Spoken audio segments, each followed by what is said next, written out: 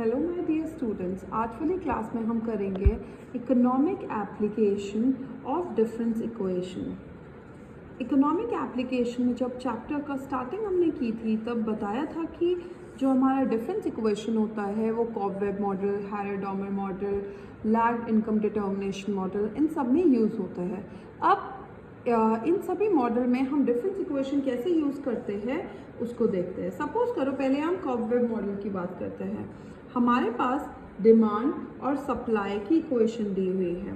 Demand दिया हुआ है alpha minus beta P T, supply दिया हुआ है minus gamma plus lambda P T minus 1। ये डिमांड सप्लाई की इक्वेशन दी हुई है और हमें ये डिफरेंस इक्वेशन को सॉल्व करना है।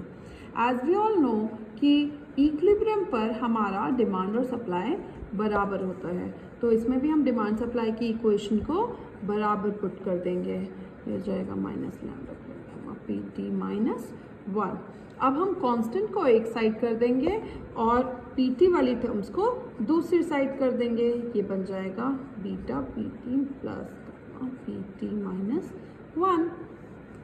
We can write it as beta plus pt, beta pt plus gamma pt minus 1 is equal to alpha plus gamma।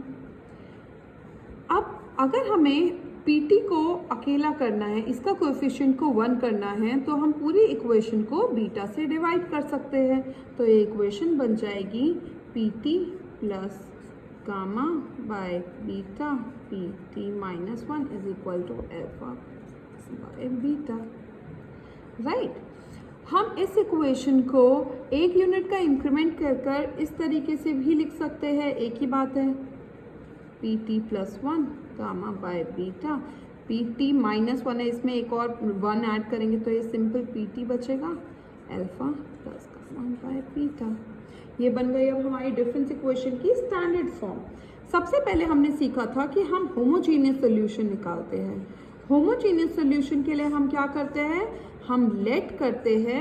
अभी तक हम लेट करते थे yx को बीटा की पावर x, यहाँ पर बीटा ऑलरेडी दिया हुआ है, तो कंफ्यूजन ना होने के लिए हम pt को लेट करेंगे। यहाँ yt की जगह pt है इक्वेशन में, pt को लेट करेंगे लैम्डा की पावर t।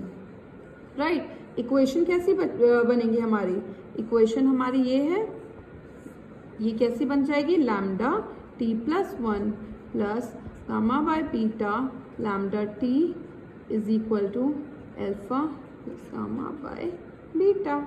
राइट, और सॉरी, होमोजेनियस इक्वेशन में हम राइट हैंड साइड पर क्या रखते हैं, पिछली वीडियो में मैंने बताया था होमोजेनियस इक्वेशन में राइट हैंड साइड पर हम हमेशा 0 के इक्वल पुट करते हैं। यहाँ पर हम लैम्डा टी कॉमन निकालेंगे, अंदर बचेगा lambda plus gamma by beta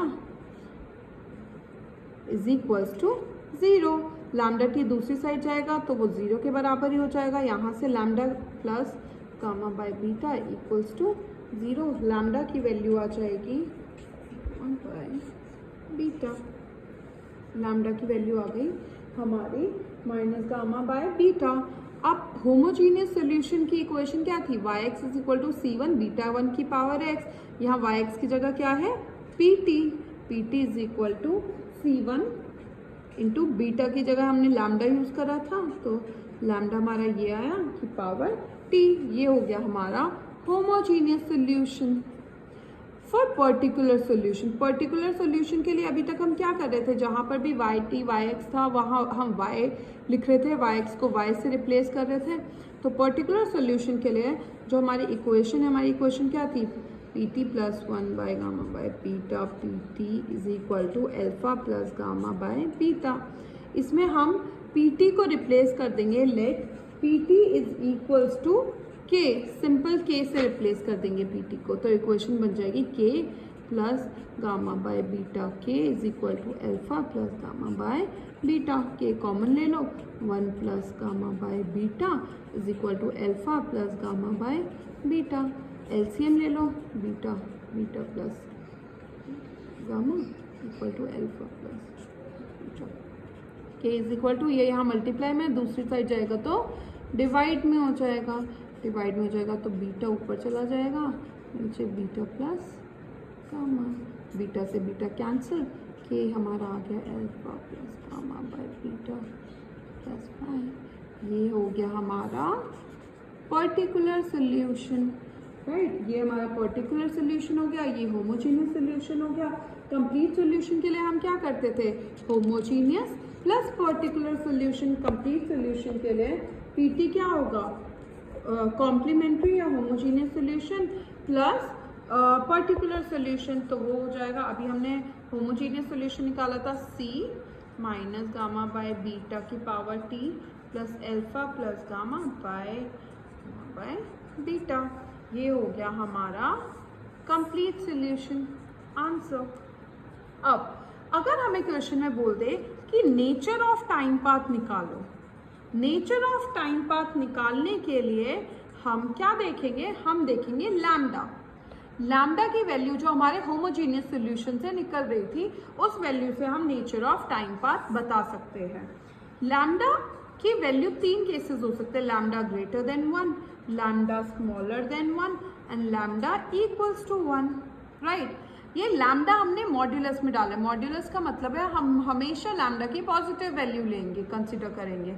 lambda की पॉजिटिव वैल्यू हम हमेशा कंसीडर करेंगे और उसको देखेंगे ग्रेटर देन 1 है, स्मॉलर देन 1 है या इक्वल टू 1 है।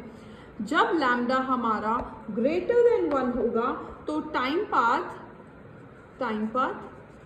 Will be oscillatory. हमारा टाइम पाथ ऑसिलेटरी होगा, एक्सप्लोसिव होगा एंड नो डायनेमिक स्टेबिलिटी, कोई डायनेमिक स्टेबिलिटी नहीं होगी, राइट। जब लैम्डा ग्रेटर देन 1 होगा तो time path will be oscillatory, explosive and no dynamic stability. जब लैम्डा स्मॉलर देन 1 होगा तो टाइम पाथ विल बी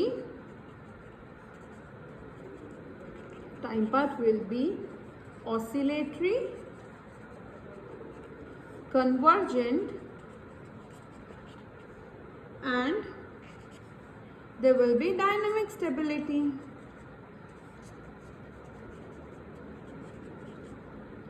और अगर हमारा लैम्डा इक्वल्स टू 1 आएगा तो टाइम पाथ कैसा होगा, time path will B divergent and uniform.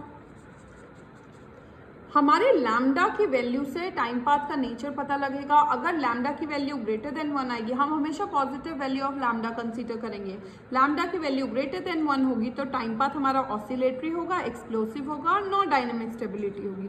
अगर हमारा लैम्डा की वैल्यू लेस देन 1 आएगी तो टाइम पाथ हमारा ऑसिलेटरी होगा, कन्वर्जेंट होगा और डायनेमिक स्टेबिलिटी रहेगी। अगर लैम्डा की वैल्यू इक्वल्स टू 1 आएगी तो time path will B divergent and uniform. आपको ये 3 पॉइंट्स याद करने पड़ेंगे नेचर ऑफ टाइम पाथ बताने के लिए। ये आपके इकोनॉमिक एप्लीकेशंस में क्वेश्चन में आ सकता है। इससे हम अपना नेचर ऑफ टाइम पाथ बता सकते हैं।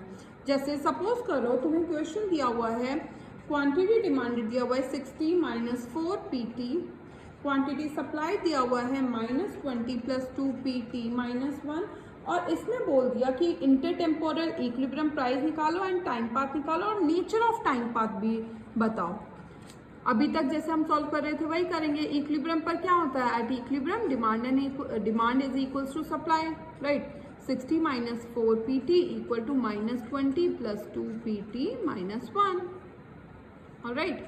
तो अगर हम 20 को इस साइड ले तो ये बन जाएगा 80, 4 PT को राइट हैंड साइड लेकर जाएंगे, ये पॉजिटिव हो जाएगा, 2 PT माइनस 1, ये 4 PT plus 2 PT minus 1 equals to 80। अगर हम PT का कोएफिशिएंट 1 करना चाहते हैं तो पूरी इक्वेशन को किससे डिवाइड कर देंगे, 4 से, तो ये बन जाएगा PT plus 1/2 PT minus 1 equal to 20, right. अब इसको अगर हम t प्लस 1 बनाना चाह रहे हैं तो पूरे इंक्रीमेंट कर देते हैं एक का, तो PT plus 1 plus 1/2 PT equal to 20। दोबारा से स्टैंडर्ड फॉर्म बन गई। इसका हम फिर से पिछले वाले क्वेश्चन की तरह होमोजीनियस सोल्यूशन निकालेंगे। फॉर होमोजीनियस सोल्यूशन हम क्या करेंगे, होमोजीनियस सोल्यूशन के लिए let PT is equal to lambda t। P two की जगह लैम्डा टी पुट कर देंगे इस इक्वेशन में, ये बन जाएगा lambda T plus 1 lambda T. और राइट हैंड साइड में क्या रखेंगे, होमोजीनियस सोल्यूशन के लिए राइट हैंड साइड में हमेशा रखेंगे 0 के बराबर। लैम्डा टी कॉमन निकाल लेंगे, lambda plus 1/2 equals to 0, lambda plus 1/2 equals to 0 बचेगा। लैम्डा की वैल्यू आ जाएगी -1/2। लैम्डा की वैल्यू जब -1/2 आई तो इसको हम होमोजीनियस सोल्यूशन की इक्वेशन क्या थी, होमोजीनियस सोल्यूशन की इक्वेशन है हमारा सी बीटा की पावर टी, बीटा की जगह यहाँ लैम्डा है तो -1/2 की पावर टी, ये हमारा हो गया होमोजीनियस सोल्यूशन। इसके बाद हम निकालेंगे particular solution. For particular solution के लिए हम क्या करते थे, जो हमारी इक्वेशन थी, हमारी स्टैंडर्ड इक्वेशन क्या थी, P T plus 1 plus 1/2 P T equals to 20, ये इक्वेशन थी ना। तो लेट कर लेंगे, let P T is equal to, suppose P bar के बराबर है या के या कुछ भी तुम अज्यूम कर सकते हो, तो ये हो जाएगा P bar plus 1/2 P bar is equal to 20। ये हो जाएगा टू, एलसीएम ले लेंगे, 2 P bar plus P bar by 2 is equal to 20, 3 P bar is equal to 40, cross multiply कर दिया, पी बार आ गया हमारा 40/3। ये हो गया हमारा पर्टिकुलर सोल्यूशन 40/3। कंप्लीट सोल्यूशन के लिए क्या करते थे, कॉम्प्लीमेंट्री प्लस पर्टिकुलर को ऐड। कॉम्प्लीमेंट्री हमारा क्या निकला था, कॉम्प्लीमेंट्री हमारा निकला था c माइनस 1/2 t, पर्टिकुलर हमारा क्या निकला 40/3, राइट। कंफ्यूज मत होना, पिछले क्वेश्चन में हमने यहाँ k भी अज्यूम किया था, कोई भी कांस्टेंट तुम अज्यूम कर सकते हो, ठीक है। ये हमारा निकल गया पर्टिकुलर सोल्यूशन, और पर्टिकुलर के बाद हमने कॉम्प्लीमेंट्री और पर्टिकुलर को ऐड कर दिया तो हमारा आ गया कंप्लीट सोल्यूशन। ये हो गया हमारा आंसर। लेकिन आखिरी में बोला था नेचर ऑफ टाइम पाथ भी बताओ। नेचर ऑफ टाइम पाथ के लिए मैंने बोला था कि हम लैम्डा की वैल्यू देखेंगे। लैम्डा की वैल्यू हमारी क्या आ रही थी, लैम्डा की वैल्यू आ रही थी -1/2। हम मॉड्यूलस लैम्डा देखते हैं, कभी भी नेगेटिव वैल्यू नहीं लेते, पॉजिटिव बना देते हैं, तो 1/2 हो गई, 1/2 इज 0.5, इसका मतलब लैम्डा स्मॉलर देन 1 है, लैम्डा 0.5 है, लैम्डा स्मॉलर देन 1 है। और अगर लैम्डा स्मॉलर देन 1 होता है तो टाइम पाथ कैसा होता है, टाइम पाथ विल बी, अभी जो मैंने 3 पॉइंट्स लिखवाए थे, लैम्डा अगर स्मॉलर देन 1 है तो time path will be oscillatory, convergent and dynamic stability. I hope इससे आपको nature of time path clear होगा। लैम्डा ग्रेटर देन 1 आता तो हमारा टाइम पाथ अलग होता, लेस देन 1 आया, ये लैम्डा की वैल्यू हमारे होमोजीनियस सॉल्यूशन से निकली थी, उससे हमने पता की। और हमेशा पॉजिटिव वैल्यू लैम्डा की कंसीडर करते हैं, ठीक है, उससे हम नेचर ऑफ टाइम पाथ बता सकते हैं। ये तो थे कॉब-वेब मॉडल। कॉब-वेब मॉडल के अलावा हम लैग्ड इनकम डिटर्मिनेशन मॉडल में भी अपना डिफरेंस इक्वेशन यूज करते हैं।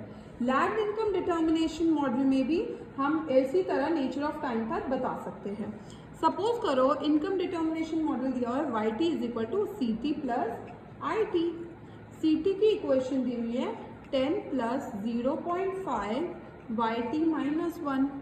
आई टी दिया हुआ है 20 plus 2 Y T minus Y T minus 1, right. और हमें बोल दिया टाइम पाथ निकालो इनकम का और इस डिफरेंस इक्वेशन को सॉल्व करना है। इक्वेशन हमें खुद ही दी हुई है, y is equal to C plus I, C की इक्वेशन अलग दी हुई है, आई की इक्वेशन अलग दी है, पुट कर देते हैं, कुछ नहीं करना है इसमें। तो Y T is equal to C T plus I T था ना, सी टी कितना है 10 plus 0.5 Y T minus 1 plus I T कितना है 20 plus 2 Y T minus -1, right. इसको सॉल्व कर देते हैं, ब्रैकेट ओपन कर देते हैं, 10 plus 0.5 Y T minus 1 plus 20 plus 2 Y T minus 2 Y T minus 1। जितना सॉल्व हो रहा है उसको सॉल्व कर दो, जो नहीं हो रहा है उसको मत करो। ये Y T minus 1 Y T minus 1 ये सॉल्व हो सकता है, तो ये बनेगा वाई टी -2 में से 0.5 माइनस करना है तो -1.5 हुआ, तो Y T -1.5 Y T minus 1, right. 20 plus 10 is 30 plus 30 equals to 0, right. अब इसको हम कैसे लिख सकते हैं, इसको हम Y T minus 1.5 Y T minus 1 equals to minus 30 भी लिख सकते हैं, इस साइड ले गए, ये दोबारा से वही स्टैंडर्ड इक्वेशन बन गई। इसको हम सिंपल एक टाइम पीरियड आगे करके भी लिख सकते हैं, अगर एक यूनिट का इंक्रीमेंट करें तो ये इक्वेशन हमारी कुछ ऐसी बन जाएगी, ये दोबारा से स्टैंडर्ड इक्वेशन बन गई, राइट। अब फिर से होमोजीनियस सॉल्यूशन के लिए let Y T is equal to lambda T, Y T की जगह लैम्डा टी पुट कर दो, ये बन जाएगा lambda T plus 1 minus 1.5 lambda T equals to right hand side में 0। होमोजीनियस इक्वेशन के लिए हमेशा 0 पुट करते हैं, लैम्डा टी कॉमन निकाला, बचा लैम्डा माइनस 1.5 इक्वल्स टू 0, यहाँ से लैम्डा की वैल्यू आ जाएगी 1.5। होमोजीनियस सोल्यूशन हमारा हो जाएगा Y T is equal to C 1.5 की पावर टी, ये हो गया हमारा होमोजीनियस सोल्यूशन।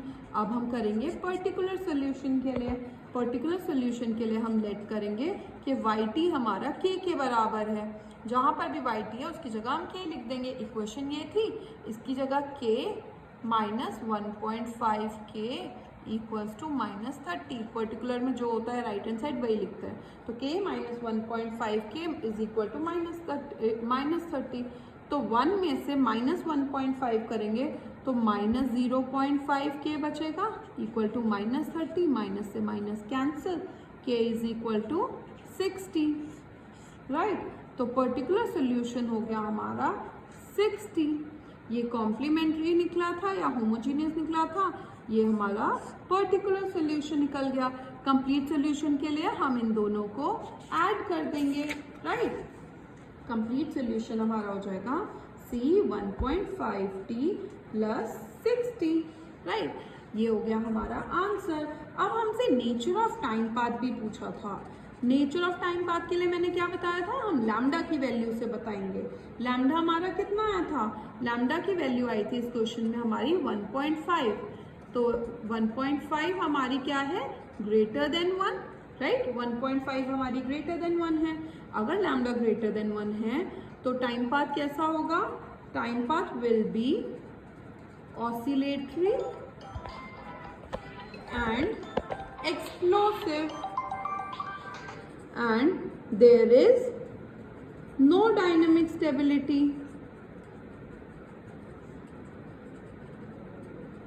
राइट। लैम्डा की वैल्यू हमारी ग्रेटर देन 1 आई थी, तो टाइम पाथ हमारा ऑसिलेटरी हुआ, एक्सप्लोसिव हुआ and there will be no dynamic stability. Same जो अभी हमने पिछला क्वेश्चन करा था वैसा ही क्वेश्चन है, इसमें कुछ डिफरेंट नहीं है, बिल्कुल सेम चल रहा है, राइट। इक्वेशन दी हुई थी, हमने पुट कर दिया और कुछ नहीं किया।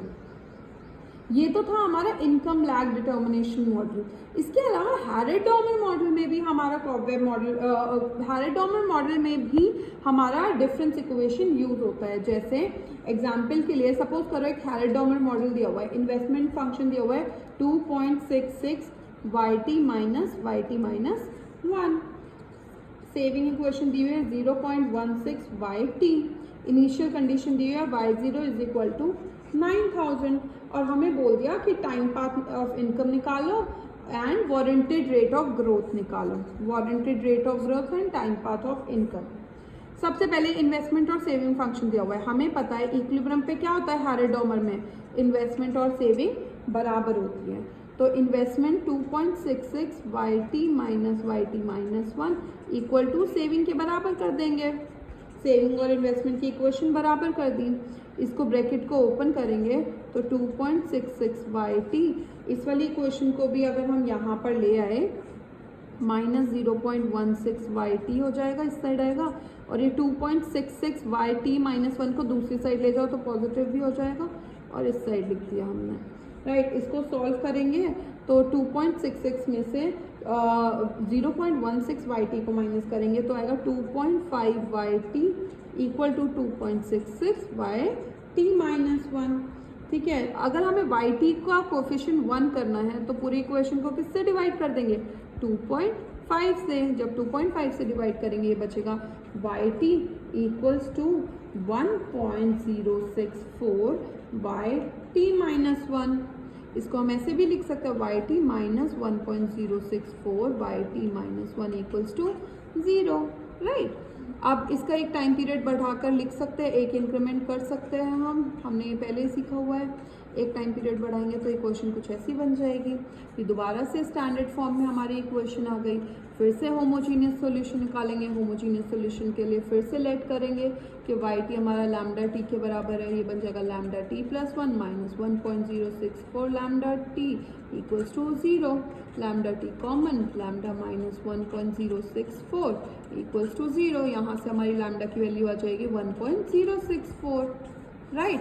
होमोजीनियस सोल्यूशन क्या हो जाएगा हमारा? होमोजीनियस सोल्यूशन हो जाएगा Y T is equal to C 1.064 की पावर टी, राइट। एक इनिशियल कंडीशन भी हमें दी हुई है। इनिशियल कंडीशन क्या दी थी? इनिशियल कंडीशन गिवन है कि y0 हमारा 9000 के बराबर है। अगर y0 हमारा 9000 के बराबर है तो t की जगह हम 0 पुट करते हैं, 1.0640। किसी भी चीज़ की पावर 0 होती है तो 1 के बराबर होता है। ये 9000 है तो यहाँ से c की वैल्यू आ गई 9000। हम होमोजीनियस इक्वेशन में पुट कर देंगे c की वैल्यू 9000 1.064 की पावर t। ये हो गया हमारा आंसर। यहाँ पर पर्टिकुलर सोल्यूशन हमने नहीं निकाला। क्यों नहीं निकाला पर्टिकुलर सोल्यूशन? क्योंकि यहाँ राइट हैंड साइड में क्वेश्चन में 0 के बराबर ही दे रखा है। अगर हम पर्टिकुलर निकालने की कोशिश करेंगे वो 0 0 ही आएगा। हम निकाल के देख सकते हो, तुम पर्टिकुलर सोल्यूशन इस इक्वेशन का निकालोगे तो वो 0 आएगा। तो हमारा जो कंप्लीट सोल्यूशन है वो होमोजीनियस सोल्यूशन के बराबर होगा, वो इक्वेशन ये आएगी।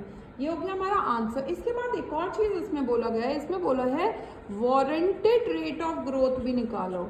वारंटेड रेट ऑफ ग्रोथ, ये हमारा हैरेड-डॉमर का क्वेश्चन है। इसमें वारंटेड रेट ऑफ ग्रोथ का फॉर्मूला है S by beta minus S. ये S है हमारा MPS marginal propensity to save, by beta है हमारा MPC माइनस MPS। ये हमें क्वेश्चन जो दिया हुआ है ना सेविंग और इन्वेस्टमेंट की इक्वेशन, उससे हम देख सकते हैं। S क्या होगा? MPS क्या है यहाँ पर? MPS है हमारा सेविंग की इक्वेशन में जो कोएफिशिएंट दिया हुआ था 0.16 डिवाइडेड बाय बीटा क्या है? बीटा जो इन्वेस्टमेंट वाली इक्वेशन में कोएफिशिएंट दिया हुआ था 2.66 माइनस MPS। MPS हमें पता ही है 0.16। इसको हम कैलकुलेट करेंगे, ये हमारा आएगा 0.064। ये है हमारा वारंटेड रेट ऑफ ग्रोथ। बच्चों ये फॉर्मूला आपको याद करना पड़ेगा, वारंटेड रेट ऑफ ग्रोथ का S by beta minus S. और हमने ये S बीटा S क्या है? ये हमारे कोएफिशिएंट्स है जो हमें क्वेश्चन की स्टार्टिंग में, जो क्वेश्चन में सेविंग और इन्वेस्टमेंट फंक्शन की इक्वेशन में कोएफिशिएंट्स हमें दिए हुए थे, ये वही कोएफिशिएंट्स हैं। इसके अलावा डिफरेंस इक्वेशन हमारी यूज होती है सेमिल्सन मल्टीप्लायर या फिर एसिलेटर इंटरएक्टिव मॉडल के अंदर। सेम इसी तरीके का क्वेश्चन होगा, इसी तरीके से हम वैल्यू पुट करेंगे और ऐसे ही कुछ वैल्यूज आएगी। एग्जाम्पल देखते हैं। सपोज करो इक्वेशन दी हुई है YT is equal to CT plus IT plus GT। CT की इक्वेशन दी हुई है 0.5 YT माइनस 1। IT की इक्वेशन दी हुई है 2CT माइनस CT माइनस 1 और GT की इक्वेशन दी हुई है 100। और हमें बोल दिया कि ये सेमिल्सन मल्टीप्लाई एक्सेलरेटर इंटरैक्शन मॉडल को सॉल्व करो। ठीक है, बिल्कुल वैसे जैसे पहले क्वेश्चन किया था वही करना है। CT IT GT की इक्वेशन दी हुई है, पुट कर दो पहले इक्वेशन में। YT is equal to CT क्या था 0.5 YT माइनस 1 प्लस IT क्या है 2CT minus CT minus 1 plus GT क्या है 100, हमने पुट कर दिया।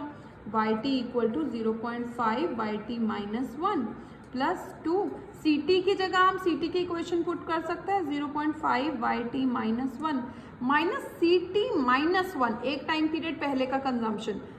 तो यहाँ पर इस कंजम्पशन की इक्वेशन को एक टाइम पीरियड पहले का भी बना सकते हैं। 0.5 YT माइनस 1 है तो एक टाइम पीरियड पहले का T माइनस 2 हो जाएगा प्लस 100। इसको सिंपल सॉल्व करेंगे तो होगा YT is equal to 0.5 YT minus 1 plus 2 5 10, 0.5 से करेंगे तो सिंपल YT माइनस 1 आएगा माइनस यहाँ पर भी दोबारा से 5 2 10, पॉइंट में 0 लग जाएगा तो ये बन जाएगा 1। तो ये हो जाएगा YT माइनस 2 प्लस 100। इस इक्वेशन को सिंपल सॉल्व करेंगे, ये बन जाएगा Y T minus 1.5 Y T minus 1 plus Y T minus 2 equals to 100। हम ये लेफ्ट हैंड साइड ले आए वाई टी वाली टर्म्स को और कांस्टेंट को राइट हैंड साइड कर दिया। ये हमारी बन गई स्टैंडर्ड इक्वेशन जो अब तक हम सॉल्व करते आ रहे थे। अब फिर से होमोजीनियस सॉल्यूशन निकालेंगे। होमोजीनियस सॉल्यूशन के लिए क्या करेंगे, let Y T is equal to beta की पावर टी, इसको पुट करो beta T minus 1.5 beta T minus 1.5 हमने वाई टी को लेट करा बीटा की पावर टी, तो ये हो जाएगा beta T minus 1.5 beta T minus beta T minus 1.5 beta T minus 1 plus beta T minus 2 is equal to 0। Homogeneous solution के लिए निकाल रहे हैं तो इक्वल्स टू 0। बेटा यहाँ बीटा टी की जगह तुम लैम्डा टी भी कर सकते हो, कंफ्यूज मत होना, जो तुम्हारा मन करे वो तुम अज्यूम कर सकते हो। बीटा टी कॉमन निकालेंगे 1 माइनस 1.5 बीटा की पावर माइनस 1 प्लस बीटा की पावर माइनस 2 इक्वल्स टू 0। ये beta T right hand side चला जाएगा, वो 0 बन जाएगा। यहाँ बचा 1 माइनस 1.5, बीटा को नीचे ले जाकर लिख सकते हैं, पॉजिटिव हो जाएगा 1 बाय, ये भी पॉजिटिव हो जाएगा, नीचे लेकर जाएंगे। एलसीएम ले लेते हैं simple, beta square minus 1.5 beta plus 1 equals to 0। यहाँ पर हम क्रॉस मल्टीप्लाई कर देते हैं, इक्वेशन बनेगी beta square minus 1.5 beta plus 1 equals to 0। अब हमें इसके रूट्स निकालने हैं।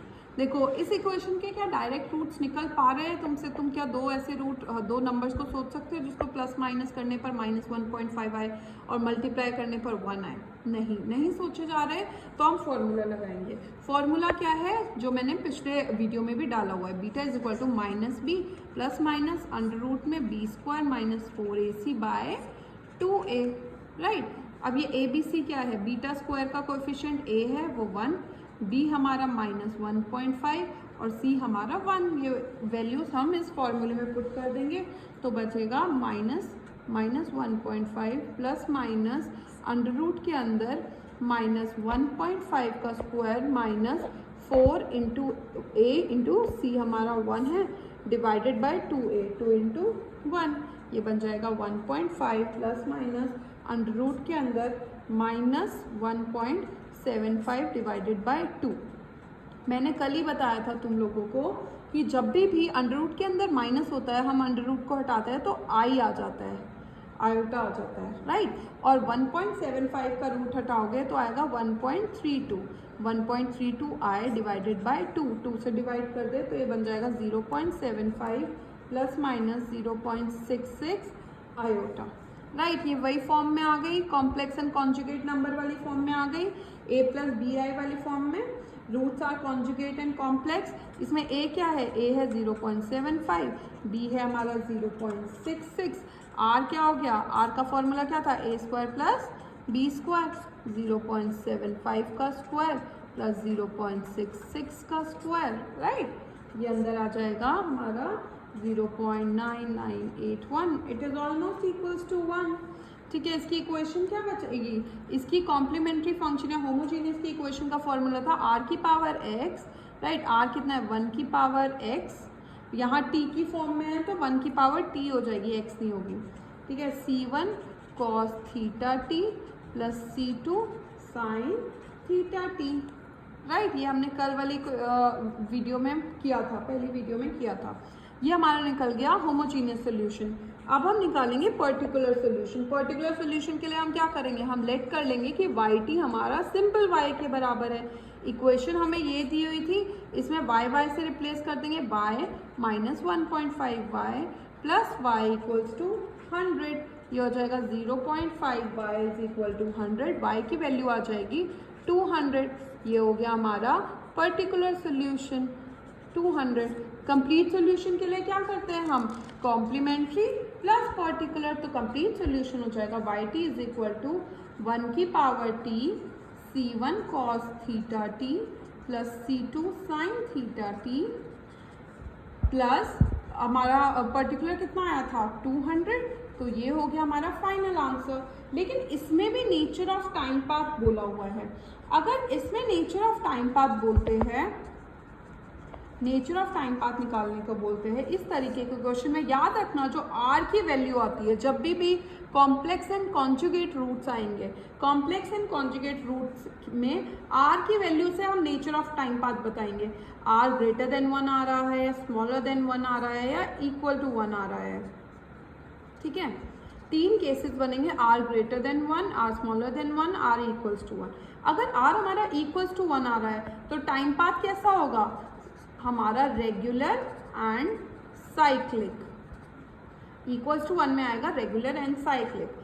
लेस देन 1 में कैसा होगा? लेस देन 1 में हमारा टाइम पाथ होगा डैम्पेंड and cyclic.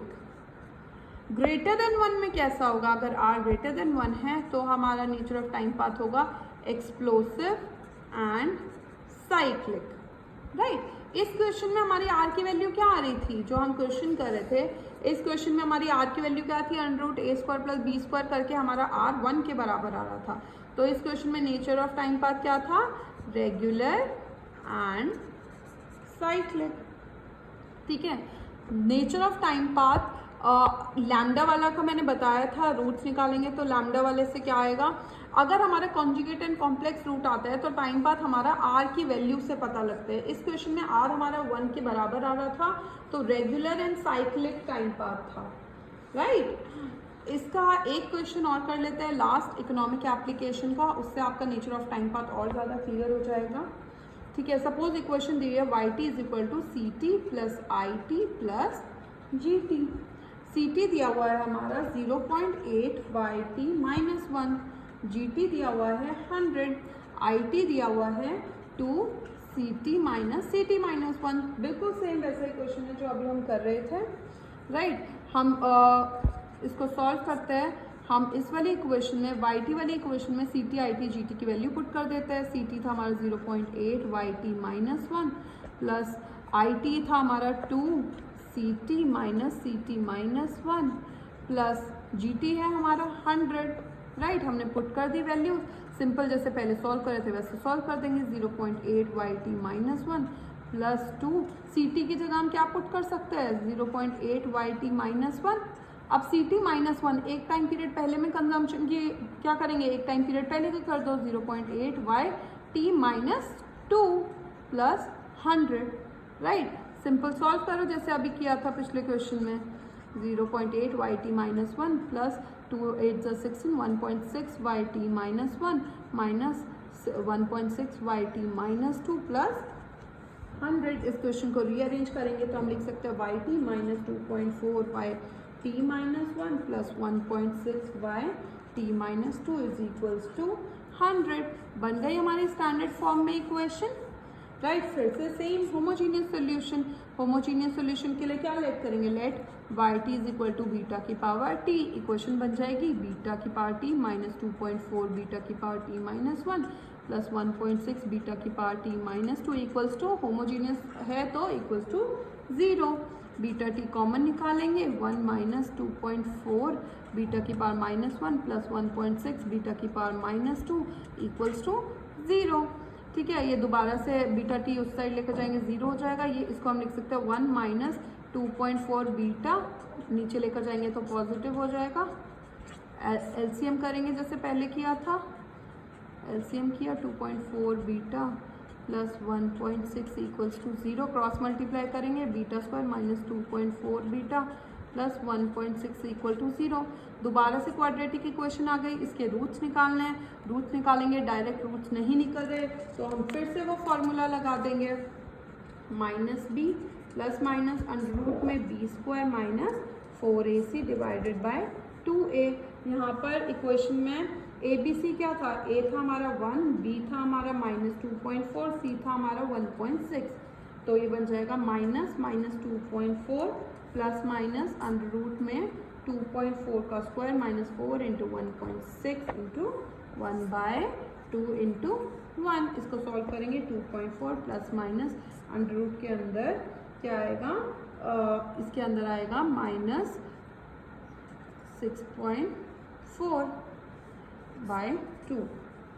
Right, 2.4 plus minus, minus का साइन है तो आए, 64 का क्या होता है हमारा अंडर रूट खोले तो 8, 6.4 है तो 0.8 डिवाइडेड बाय 2, इसको हम लिख सकते हैं 1.2 प्लस माइनस 0.4 आए। दोबारा से roots are complex and conjugate, right. A और बी क्या हो गया, ए हो गया 1.2, बी हो गया 0.4, आर का क्या फॉर्मूला हो गया, अंडर रूट ए स्क्वायर प्लस बी स्क्वायर, यहाँ 1.2 का स्क्वायर प्लस 0.4 का स्क्वायर, इसको सॉल्व करोगे तो r की वैल्यू आएगी 1.6, इसका मतलब 1.26, राइट। r आ गया हमारा, ये फॉर्मूला क्या हो गया, फॉर्मूला हो गया कॉम्प्लीमेंट्री या होमोजीनियस का 1.26 r की power t by c1 cos theta t plus c2 sin theta t, ये हो गया हमारा कॉम्प्लीमेंट्री फंक्शन या होमोजीनियस सोल्यूशन। इसके बाद पर्टिकुलर सोल्यूशन निकालेंगे। पर्टिकुलर सोल्यूशन में जो वाई टी वाली इक्वेशन थी उसको रिप्लेस करके सिंपल वाई लिख देंगे, वो बन जाएगी Y minus 2.4 Y plus 1.6 Y equals to 100। इसको सॉल्व करेंगे तो आ जाएगा minus 0.2 Y equals to 100, Y की वैल्यू आ जाएगी 500। ये आ गया हमारा पर्टिकुलर सोल्यूशन। कंप्लीट सोल्यूशन के लिए क्या करते हैं, कॉम्प्लीमेंट्री प्लस पर्टिकुलर। कॉम्प्लीमेंट्री हमारा आया था 1.260 c1 cos theta t plus c2 sin theta t। Particular हमारा कितना आया था 500, ये आ गया हमारा आंसर। लेकिन इसमें नेचर भी पूछा था, नेचर ऑफ टाइम पाथ बताओ।